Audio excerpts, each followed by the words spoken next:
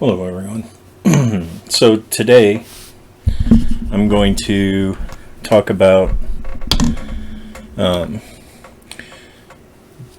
and how to do a photo merge in Adobe Photoshop.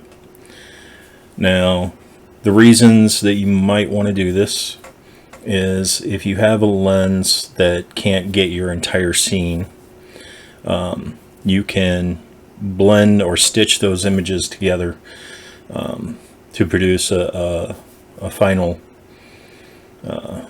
larger, perhaps panoramic image. So another advantage that would potentially come to mind is you can increase artificially by stitching photos together a higher resolution image than you might get with a single image with a shorter focal length lens. Now, reasons and issues that you want to take into consideration. If you're shooting anything that has grass or leaves in it, the air has to be absolutely still. The other thing you want to make sure is that you use a tripod when you do this. And in my example, I did not do that. I handheld this, and you'll see the reason why you want to use a tripod. So again, everything has to be still. Also, if you're using autofocus lenses, there is a potential issue if any of your images is even slightly out of focus, it will show up in your final image, and it'll make the image significantly less sharp. Anyway, some assumptions here. Now, if you're doing this and the images you're using are JPEGs, it's somewhat easier, but in this case I'm using Fuji RAW image files. I have opened, and you have to have all these images open in Photoshop to do this. So when you're working with RAW files, of course, you have to open each file. Photoshop opens the camera raw page and bring those images in. While I was doing that, I went ahead and applied an auto adjustment in the Adobe RAW, and I got my images loaded up. Now I'm using 11 images. The subject here is a tree.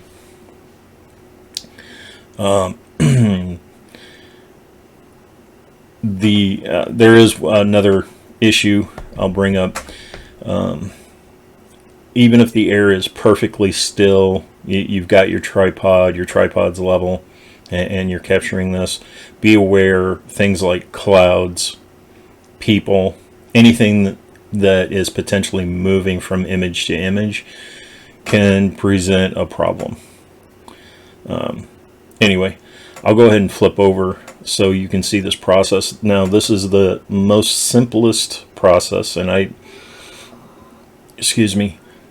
did this handheld, and the lens that I had on there was the Viltrox 33mm autofocus lens, and I just grabbed my camera. It was the lens that was on my camera at the time. So but we had beautiful light, so I went out, tried to take some pictures of this tree. I couldn't really get the entire tree, so I thought I'd give this a shot, and I'm okay with how this came out. I do wish I used a tripod, but time was kind of an issue. So anyway, I'll flip over so we can proceed and you guys can see how this works. Alright, so I've got my 11 images loaded up here. And as you can see, I have good overlap on all the images, but I did do this handheld.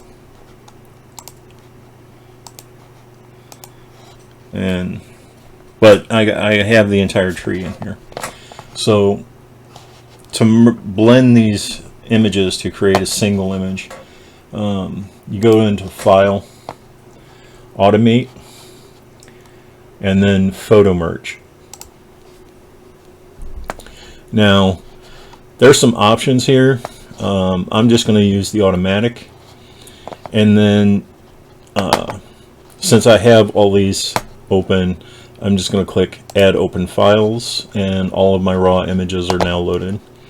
And I'm going to click OK.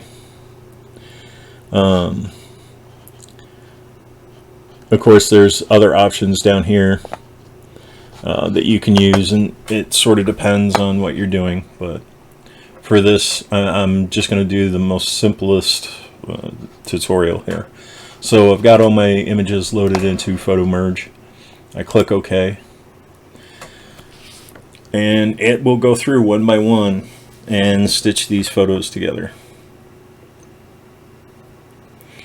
To be aware, I am using a AMD 5700 processor.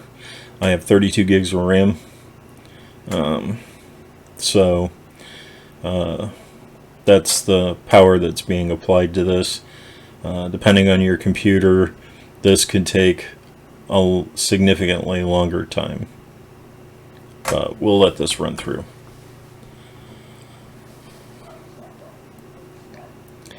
Now, the Fuji X-H1 that I use to do this, while this is processing, I'll cover a little bit more info. I'm using Fuji X-H1, which is a 24 megapixel camera, and my end picture comes in at about 35-36 megapixels, which, you know, when you stop and think about it, you might just be thinking that, you know, you can create higher megapixel images using Photo Merge. I would recommend that you not look at it for that. It's just not really a good way to get higher megapixels out of your images.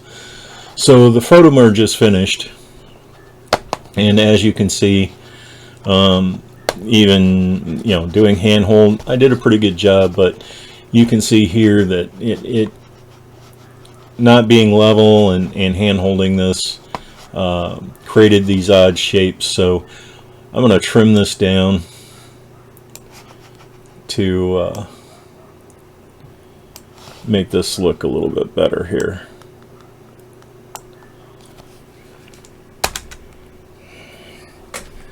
Okay, so I have a 6.6 by 6 resolution image. Now that I have the initial crop done, I'm going to go back into this, and we're going to pick a ratio here. And I think a square is probably going to be best. So I'm going to adjust this a little bit. That looks pretty good. Alright, so there's my image, my final image. And like I said, the light was fading fast on this, so I shot this handheld, which you really don't want to do. You know, here's 100%, and you can see there was a combination of a little bit of wind, and I was hand holding this, so this is not by any stretch of the imagination's nice crisp picture. Although zoomed out, it's fine. You know, and for what I'm going to use it for, it's fine. So anyway, that's the basics on how to blend images together to create a single image. So anyway, if you like this content, please like and subscribe. I appreciate it. Have a great week. Thanks.